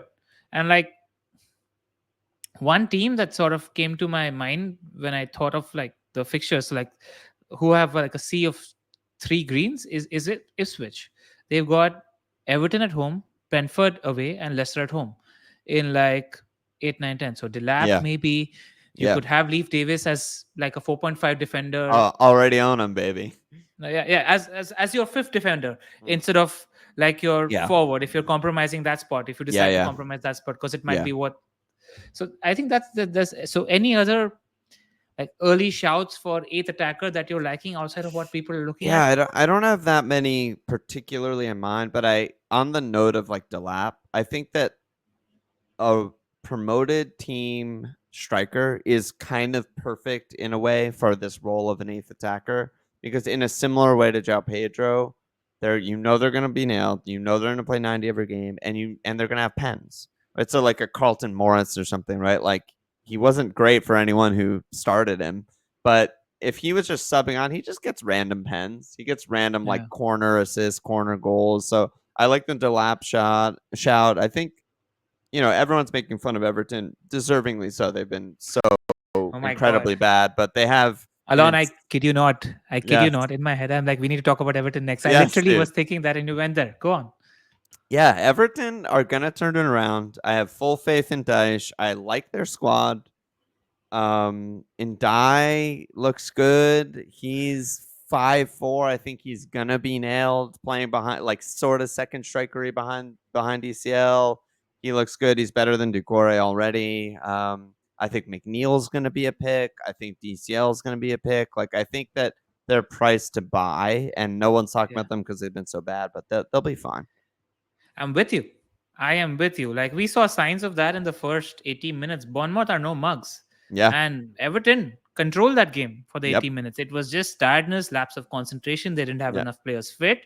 Yep. Grant is about to get fit. Yep. Keane is going to be out of that team. The moment Keane is out of that team, Ah. Daesh is going to dash. Yeah. Like that's Yeah. it.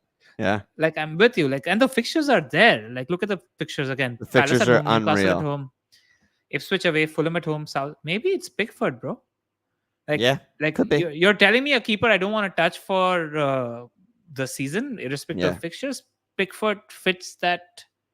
Yeah. Like I mean, he was there's in a my post-mortem notes were Daishes, and yes. like Pickford Yeah, is legit. So Mikalenko was one of the when the game opened, whenever that was 2 months ago. One of the first guys I was like, wow, he shouldn't be 4-5 is Mikalenko. I mean, he's a terrible player, but he's 4-5 nailed on a dice defense. And there's a thing in American fantasy sports called like a post hype sleeper, and Everton are like the perfect post hype team because I think so many people have gotten really burned.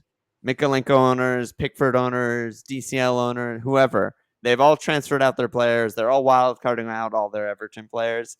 And look at us just sneaking in like, no, now, they have away Villa and 4, bad. And then it's just a sea of green. I mean, you just start them every game after that. exact same thing, exact same bait happened last year. Yeah. People started with Yeah. Everton. Yes.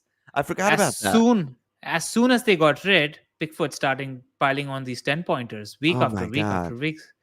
So I'm with you. Great shout. I And that's completely forgot about that. Yeah. It was the same thing. They were like the crisis club.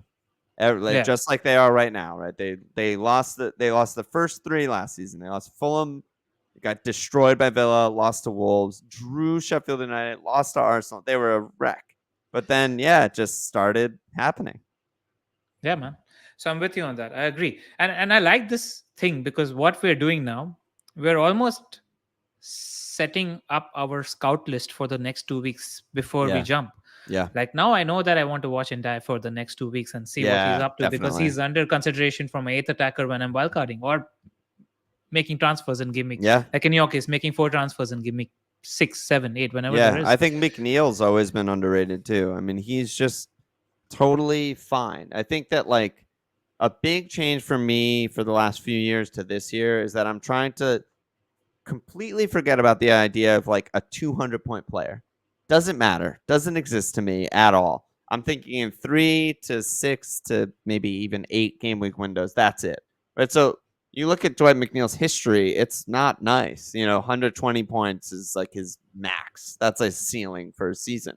But that doesn't mean that for a good window, he's that player. That's just his average over 38 game weeks. In a good window, he can get you hauls. He gets hauls sometimes. Also, I didn't see the game, but again, short-term adjustments. Ndai was playing right. McNeil was playing central, I think. Yeah. So again, just watch Everton for the next 2 and see if we see something that I'm with you. Yeah. And I've always kind of liked Ndai, and I've barely ever seen him play. I'm not going to pretend to be like an expert, but I remember when Sheffield were coming up, he was their best attacker in the championship. It was like, holy shit, this guy might actually be good. And then they got rid of him. They had to sell him, and it was a nightmare, and they're the worst team ever. But he's also like a post-hype sleeper in his own way, because he kind of disappeared from all of our memories, and then like he's back. He has this really good role. Like if he came up with Sheffield United as their talisman, he would have been like 6 or 6'5" mid, and no one would have owned him, and he would have been a disaster pick. And now all of a sudden he's 5'4" on a what we both agree is kind of a good team, even though they've been really bad so far. And they're about to go on a crazy run. It's like I can see the angle there. Like there's something to this guy. He's got goals in him. I'm with you then. Everton on the watch list. Yeah, Ipswich Everton should be as well because they've got a good run of greens. So like these are the teams where we're probably going to buy from a little later. Yeah. It's All right. ugly, but I love buying an ugly. I love an ugly buy. I love just like finding the little. These are the things I obsess with, and maybe it's good, maybe it's bad, but it's what I think is fun, and it's finding these little windows of like maybe this is the guy, All right. Speaking about not so ugly, somebody who I didn't have for Game Week 1, who watches you is huge on this season, is Porro. So look at the fixtures if we are wildcarding Game Week 6. United away, Brighton Let me pull away, him up. West Ham. You sent me this. Is that big enough? Yeah. Can you see it? Yeah, that's big enough. So United away, Brighton away, West Ham at home, Palace away, Villa at home, Ipswich at home, City away. Like except for Ipswich at home and maybe West Ham at home, like I'm not confident of cleans. Like I'm certain Spurs keep maybe 2 or 3 cleans in those fixtures. So how do you read Porro? Because I struggle. I also am like struggle. no. Like he got me a goal, and I'm thankful for Walsh for convincing me to go for Porro, but the signs are worrying. I mean, this team has not shown any more maturity or any like adaptation to their style, and anytime Spurs keep it clean, I think it's lucky.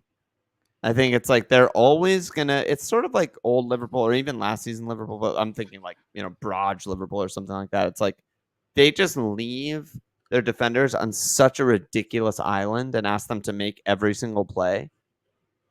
And it's like if they don't make one play or Vicario doesn't make one huge save, they're just conceding big chances all day, every day against every team. Doesn't like they completely dominated Newcastle. I don't know if you watched that match, but like if you were to like, I saw that game. Yeah, like if you were gonna field tilt or territory or anything like that, it was ridiculous domination. Newcastle could not get out of their defensive third. And then at the end of the game, you look at Newcastle had 9 shots and like 1.8 XG or something like that. Because on the break, Spurs just concede huge chances. That's just what they do. That's their DNA. So I was on the Discord during that game, my Discord, and I was just like watching the game, and everybody's like, "Oh, Spurs have total domination," but I was watching the game, and I'm like, if you're asking me now who's likelier to score, I'll tell you it's Newcastle. Like That's genuinely, yeah, they weren't. I think they were missing Dom or Richarlison. I think that makes a big difference having a genuine striker up front. Yeah, huge. But like, they weren't big chances. They were pops from outside the box. A lot of control, but they weren't able to get inside. And I'm like, every time Newcastle are breaking, they're one pass away from being clean through. One pass away. They've got the players like Gordon and Isak are just the kind of players, and Barnes are just the kind of players who are going to take advantage of what Spurs are up to here. Like genuinely, I was talking to Zoff during that game as well. I'm like, yeah, he wasn't watching, and we're in a couple of group chats where like, yeah, Spurs are dominating Spurs. I'm like, no, but I think Newcastle are going to get goals. Like genuinely, that's the thing. So I struggle with that as well, and it is very reminiscent to Estupinian last year, where me and Walsh were way off Estupinian Game Week 1. Everyone else was on him, and our reasoning for being off is just like, no, we know how De Zerbi's going to play. We know what this team is. They're not going to keep any cleans. And they didn't keep it clean till legitimately, I think, Game Week 20 or 21. But Estupinian got 1 billion points when he was fit because he's so attacking and so good at attacking that he was just getting assists and goals and max bones. And that's kind of what we've seen so far from Porro. So while I think every clean they get is pretty much lucky, I also was watching that Newcastle game where Porro takes 6 shots. 6 shots. It was uncomfortable. Uncomfortable. He was sitting on my bench and I was like, I'm an idiot for benching him ever. And so I think that like he's priced maybe a little too high to be comfortable with. You wish he was 5 and then he would be ridiculous in every team, but I think he's still a start every week asset because they will run into some cleans. We know that. They will run into some. I don't know when, I don't know who, but he will also score goals and just like, haul assists. It's so psychological because you're looking at the ticker here, and it's United away and Brighton away first two, and you don't like that. But No. if you just ignore that and then you look at the next 5, you've got Yeah. like 4 home games against West Ham, Villa, Ipswich, and Fulham out of Yeah. 6, Yeah. which you don't mind, Yep. Yep. at all. Yep.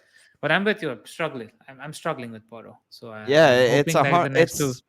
I think that like it's a test of discipline almost with them because similar to what I was saying with you getting a premium keeper, it's like that's the first place your brain is going to go when you're like, I need 1 million. I want this attacker. I need 1 million. I'm getting rid of my premium keeper. And for me, as a Porro owner, I still have him. It's been hard. Like all of my plans when I'm watching the games, I'm like, all right, I get rid of Porro because I'm not starting him the next 2 to afford Bumo, whatever it is. But I'm really happy he's still on my team right now because I'm almost throwing away the fixtures. I'm almost at that point where I'm just like, he's playing double reverse out of position. He's free to take as many shots as he wants and seems to encourage it. He's taking like half the set pieces. His crosses are amazing. He's hitting the bar. And he's a great attacker. Like he's good. He's He's legit really good. good at striking the ball. And Yeah. I think that it's not pretty.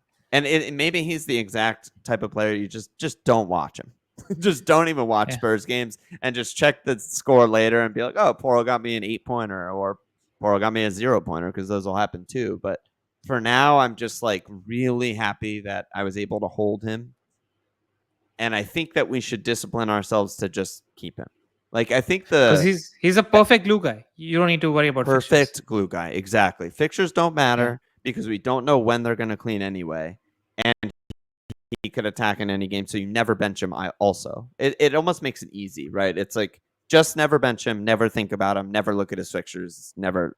And I think that we should remember this in Gameweek 6 when we're probably wildcarding because there's a world where like home Arsenal, home Brentford, the next 2 they might not clean and he might blank both, right? He might get 3 points in the next 2 game weeks, and we're sitting there on our wild card and he's price dropping, and we have to discipline ourselves to be like, no. You were asking where's the edge, right? This is one of the edges. Everyone's out on this guy, and we're seeing it differently because we're wild card and we're thinking about these as longer term than the Game Week 1 teams, right? I'm thinking, who can I comfortably have in my team and not look at from the side? I don't want to give him side eyes all the time. Like Porro fits that. Like Porro, even though I just said I was looking at him for 1 million here, 1 million there. Like 1 million isn't that much.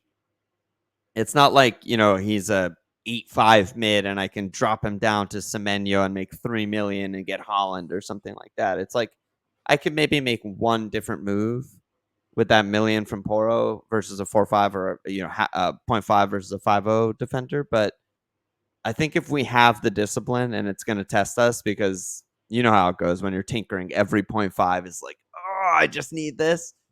I think he's a good hold, man. I really do. I really think he's a good hold. Like I feel like there might be 2 scenarios that might make me want to question the second defender position.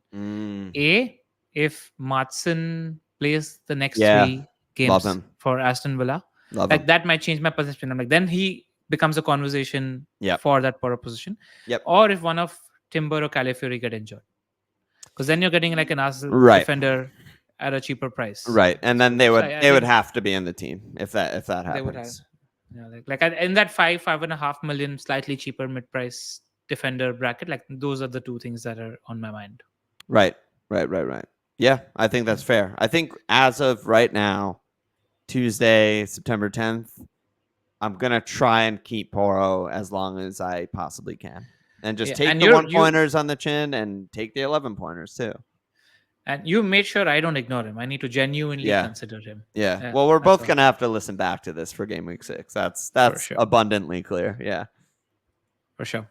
All right, I want to talk about Eze, like because of yeah, Palace's fixtures yeah. right now.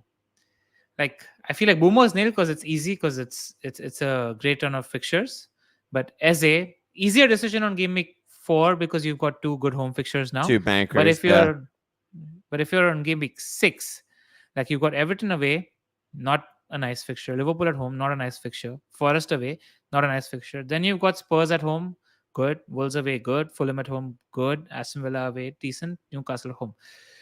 So like, is there opportunity to chase fixtures with this slot or glue him down? it's an interesting question.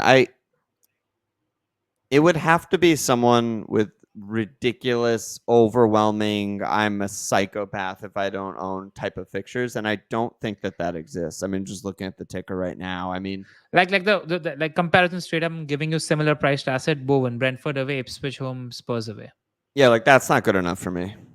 That's not I would go as Eze. a, yeah, right. Like Bowen maybe is on pens, but like they're not a good attack. And I know he's a good player, he'll tick, but like, again, there's so few players in the league who literally tick every box, right? It's like Bumo, Bruno, Eze, Mo. Like I don't know. There's not that many more. I'm probably forgetting a few, but there's not that many more. Saka, um, that I think you just hold him. I mean, I think that he is so elite. It would have to be like looking at the fixtures right now. The only way I don't have Eze is like Martinelli gets injured or something, and it's like Trossard's nailed for home Leicester, home Southampton at Bournemouth, or You're Raz. forgetting Raz. Yeah, or Forgetting Raz. Raz. Yeah. Yeah, or Raz. Or there's no other team with good enough fixtures. And Madueke, if he becomes a pick. sure, but they're home Again, Brighton, home NFO at yeah. Liverpool.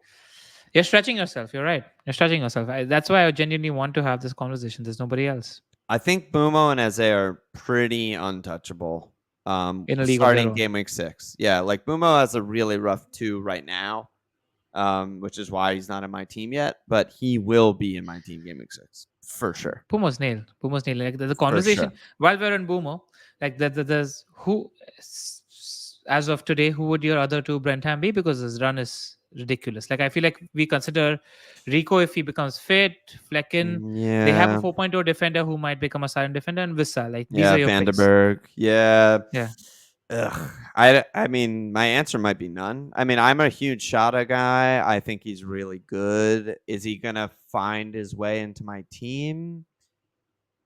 It's not that likely. I mean, like he's not The cheap problem enough is to be when my 8th attacker, right? So I mean, he's 5'5", so the, I guess technically he's just barely cheap enough to be my 8th attacker. But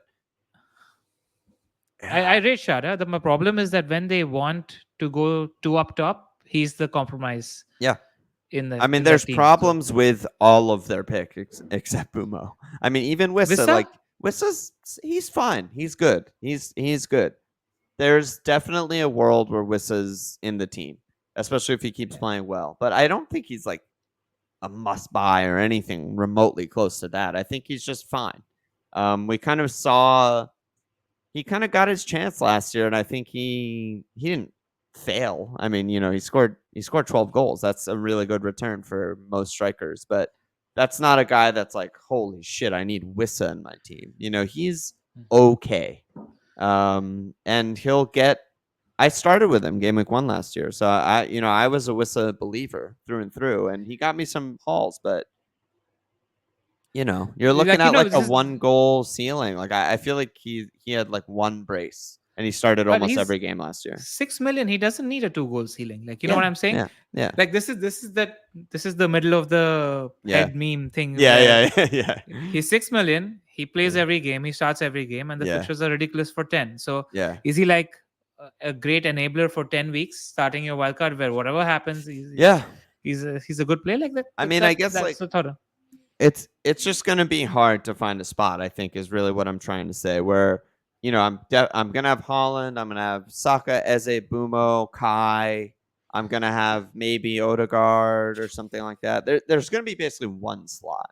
It's going to be like McNeil, Semenyo, Wissa, DCL. There's going to be a bunch of guys in this basket. And sure, throw Wissa's hat in the ring, but I don't think he's like clearly the guy. Is all I'm trying All to right. say. Like, I don't Fair, think he's fair. like obviously it's Wissa. All right. Yeah, Fair yeah, enough. yeah. All right. I want to talk about that indulgent 1 week punt. Do you think it's better when you take it from a position of strength, or do you think you can, like, I'm thinking about that because I might have the decision in 2 weeks where Mm. I'm definitely wildcarding between 5 and 6. Like, what are the games I saw? So there's Watkins versus Wolves.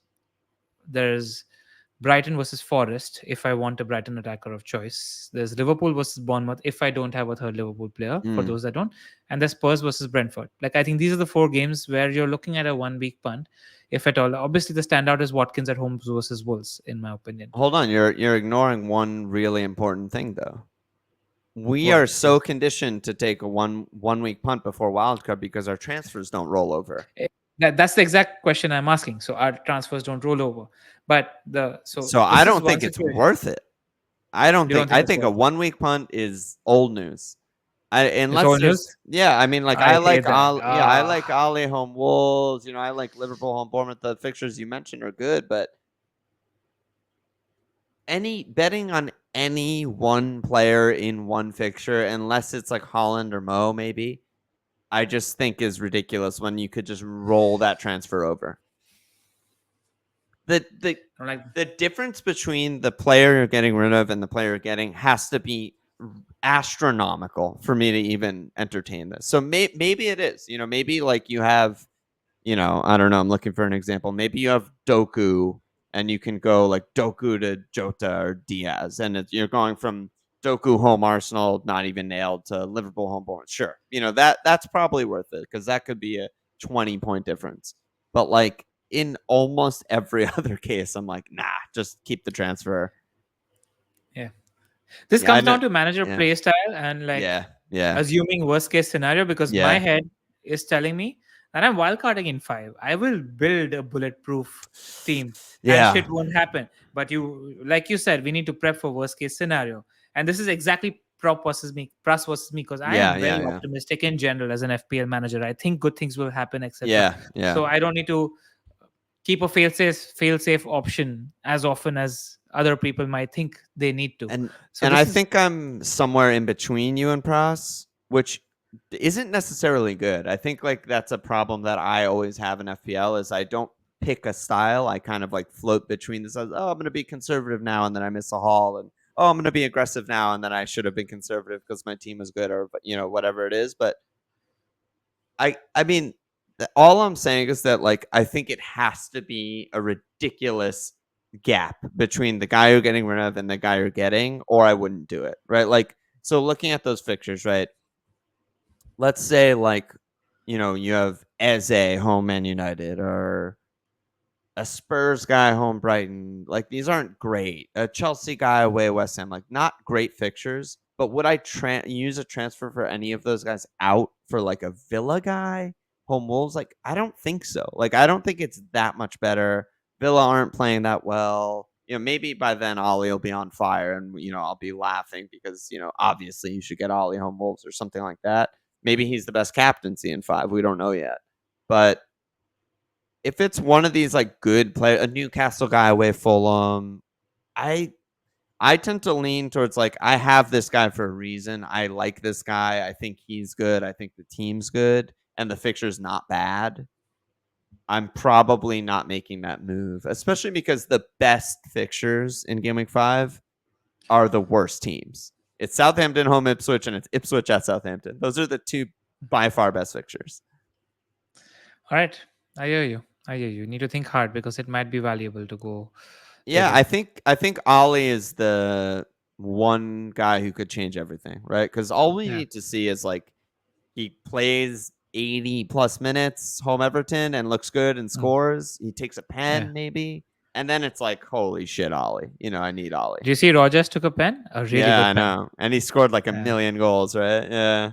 Might So be Rogers interesting. time. You have Rogers? I have Rogers. I have I don't Rogers. have him, and I'm a little Yeah. bit scared, even though I've gotten away with it so far. No, I think I have my doubts about him. Like owning him, like he does a lot of good ball carrying and Yeah, IRL stuff, but not so. He hasn't looked that threatening for yeah, the FPL stuff. So yeah, we'll see when it happens. Like it's yeah, so far just been two easy passes to Watkins, and he's scuffed them both. But that's about it. Like yeah, he should have had 2 assists, maybe 1 assist more on average. That's about yeah, it. yeah, All right. Question, because you and I are similar with our relationship to analytics, where we are, because of the people we speak to and because of the people on our Discord, yeah. we are aware of it. I don't think we are oblivious of it. I Oh, think we totally. respect it. Yeah, Like I have people on me who use it, so I know what they're looking at. I like knowing what they're looking at. yeah, But should we be creating an FPL review account tomorrow and use this as sort of like a sanity check, especially for the solver bit? Like I listened to yeah. a great pod that Prost did with Trout, and Oh, there were yeah, two main yeah, things that the solver does, that analytics does. Right? A, prediction, which is what we are doing most of the times, which yeah. is judging whether this player is good, judging whether this player is bad for the next 4 weeks. Right. And I feel like us being tuned in FPL managers who like to rely on our eye test don't necessarily need that as much, except for maybe an unbiased friend when we have tilted views on certain players and picks. Yes. Yes. Second one is the main thing, which is the solver, which is not knowing what we will need 6 weeks down the line. Should we open? Right. So there's two ways of doing that. Either we plan a lot more and be aware of what we're going to need 6 weeks down the line a lot more Yeah. as an activity that we're doing as FPL players, or we start using the solver for that. And I feel like we probably should, talking to you.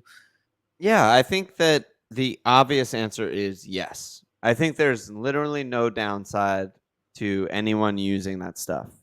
But will I is probably no. Yeah. It takes away a little bit of the enjoyment for me of figuring out my own paths. And you know what? I think that like the gap obviously last year from people using analytics and not using it was ridiculously huge. But I think that like I've also learned from that and have adjusted my playstyle a little bit, where like I never used to like keep a spreadsheet of like, oh, upcoming fixtures that I want, and I just have it. I just have that spreadsheet now. Like I just adjust it manually. It's slow, it's stupid, it's archaic, but that's just like how I like doing it. I put in the numbers of, oh, this team's playing Ipswich, this team's playing Brighton, whatever, and how good and bad that is. And I think that like I'm loosely getting that value out of my own numbers. And I think that that is a lot of what the solver does for people. So again, I think, is mine as good as like a very complicated model? Absolutely not. No chance. And I don't even know how I would begin to like make my own solver type of thing. I can't do that. But what I can do is like write little notes to myself, like, 6, don't forget about Odegaard and Everton. And in, in 9, I want to get Mo. And in 7, I need a Captain Holland, whatever it is. And remember that, which is a lot of what the solver does, right? It's like, it shows your team and it's like, take 3 free transfers to get Holland back in 7. But You need to listen to that pod. I'm telling you. Like, yeah, it'll open yeah. up your mind. No, I'm very open to it. It's just purely my personal enjoyment of how, like, where I like to get my hands dirty. It's exactly what I thought until this week. Like, because the point they made really well is that at every point you can have your own input.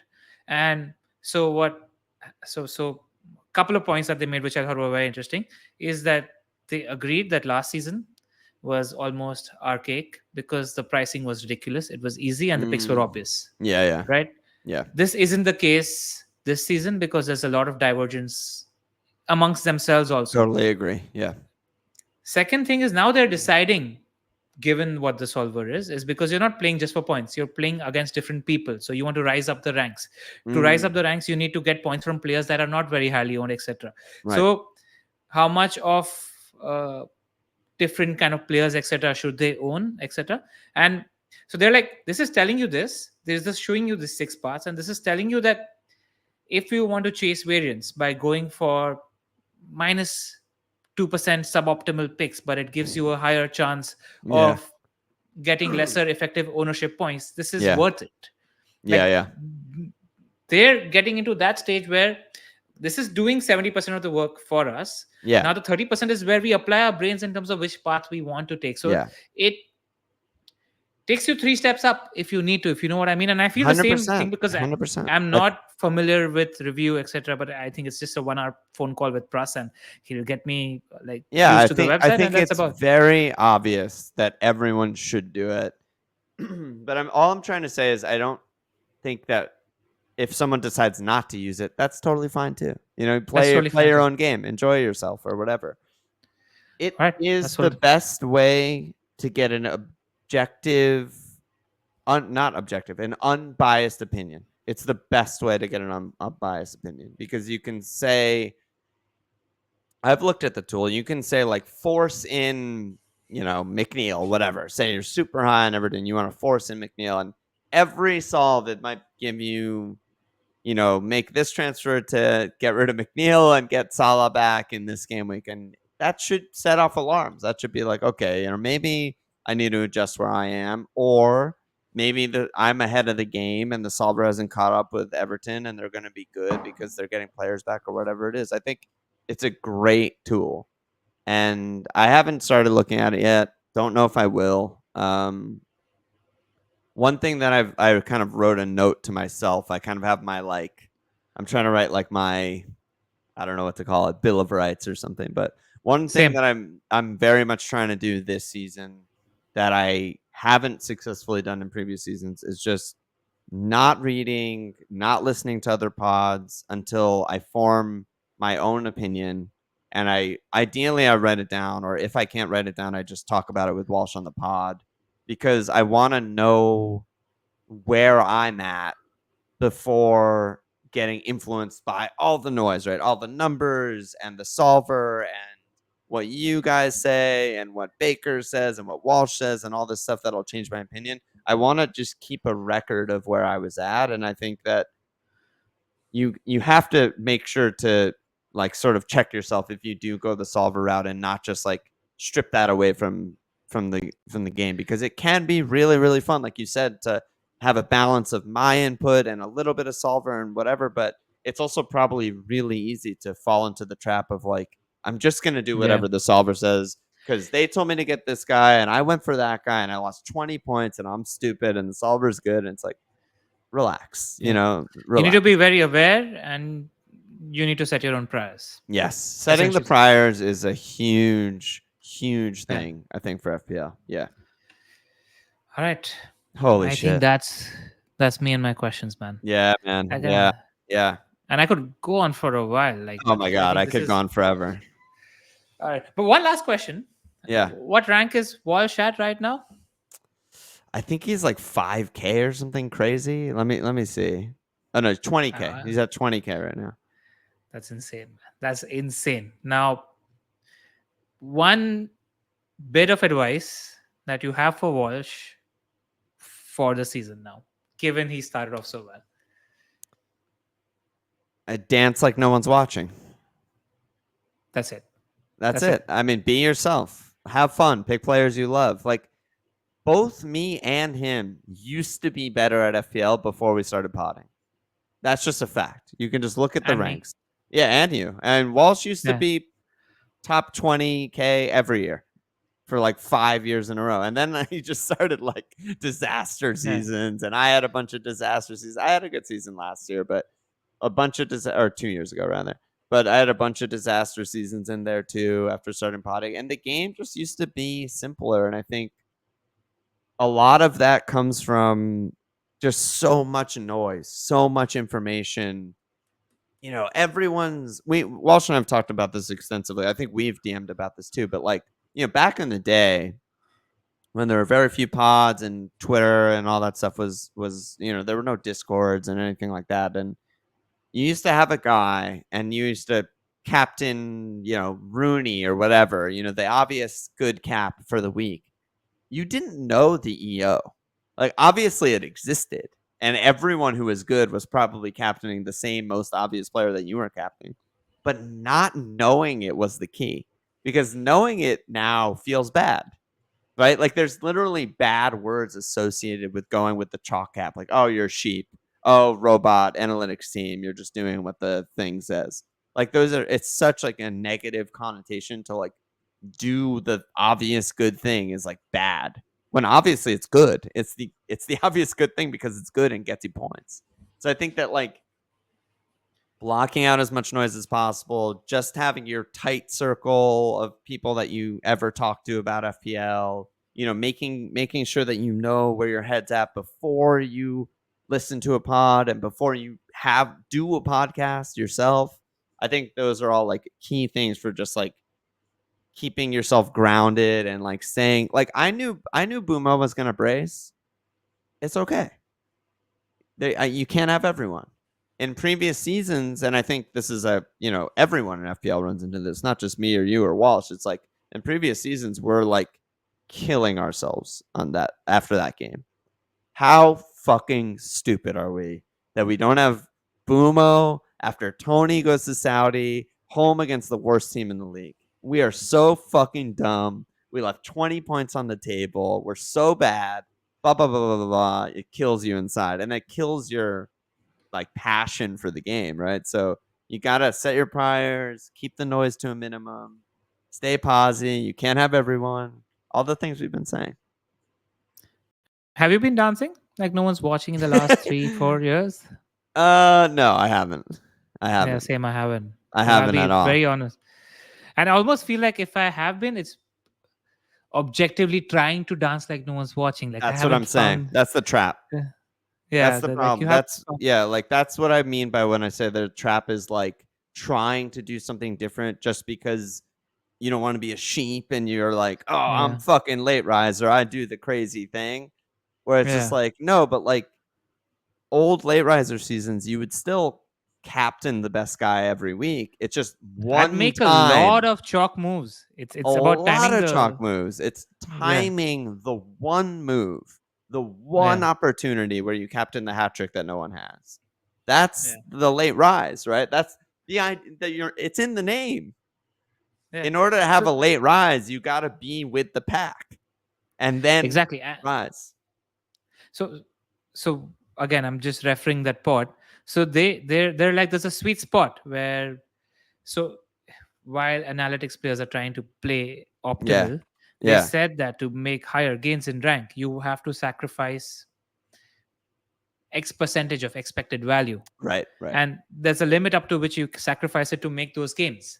So the point is that you only do it to a certain percentage to make those gains. Where you play chalk. So it's a hard game. They're broadly focusing on the same concepts, just through a different lens. That's about it. Right. That's it. Yeah, so that side of game is evolving too, because like doing what review tells you to do isn't the truth of analytics anymore. They are diving into broader concepts of when you gamble, etc., all of that too. So how to add that. I mean, it's such a hard game, and that's why we like it, right? I mean, you can make every right move in the world, and Ollie Watkins has 0 goals. Yeah. Look at it. Look at his numbers. He should have like 3, and he just doesn't.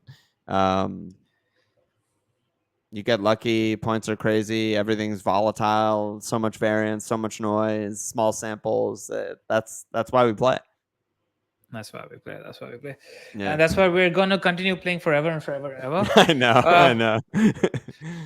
Alon, this has been great, man. I've really enjoyed. Yeah, and I feel like Wash is gonna curse me. We should do this again at some point. I want to do it again. I want to. Yeah. Like I feel like twice a season we need to set our priors. That's it. You know what the hardest thing is for me though with doing this regularly? It's hard in a sense that I have to listen back to this. I don't even remember what we talked about. Yeah. Because I get so like both of us, our brains are churning the whole time. Oh, this. 2 hours just went by. I don't even know what day it is. I'm completely blacked out. But it's all right. We have it in the bin, and we can listen Yeah. to it Yeah. before we wildcard. That's about Yeah. it. That's That's it. the That's point it. of this. That's it. Yeah. All right. I hope everyone that heard this enjoyed it. Where Yeah. can everybody find you, Alon? FML, FPL, anywhere. All the platforms, YouTube, Twitter, whatever. We do all the stuff that all the other pods do. We do a pod every week, usually record Monday night, so it's out Tuesday morning for, UK listeners. And then we do another pod Thursday nights. That's behind the Patreon paywall. And that's about it. That's all you need to know. And thanks for Yeah, I having mean, me. I do know lies. They're my favorite pod. I mean, I don't need to hide Thank that you. fact. And just a question: did Walsh introduce you to FPL? Other way around. I introduced him. Are you serious? People don't know this, but okay. So me and Walsh are on a little trip together. He has That no blew idea. my mind. Doesn't watch Premier League. Hasn't watched a single Premier League game probably in his life up to that point. Wow. I'm the psycho waking up at 7 a.m. with my captain. What's his name? Michu. Captain Michu, and I Bale and all this shit, and I'm going nuts. And I'm Michu, I think, braced, and Bale is scoring worldies and all this shit. And Walsh is just sitting next to me like, holy shit, this is the best thing ever. This is the best thing in my life. And he just immediately starts playing, like right then and there. That is insane. Because I know Walsh from a long time ago, and Yeah, I see him as like the OG FF Scout guy. We used to hang a lot there, and then he moved to Nirvana, and then he introduced you to Nirvana for a little bit, and then both of you didn't last there, and that's how I got to know you guys. It blows seems my logical, mind. but yeah, I introduced Walsh. He didn't know a goddamn thing. Bloody hell! I bet 80% of the people watching this wouldn't have guessed that. For sure. For sure. On that note, I hope you enjoyed. Like, share, subscribe, review. Later. Oops.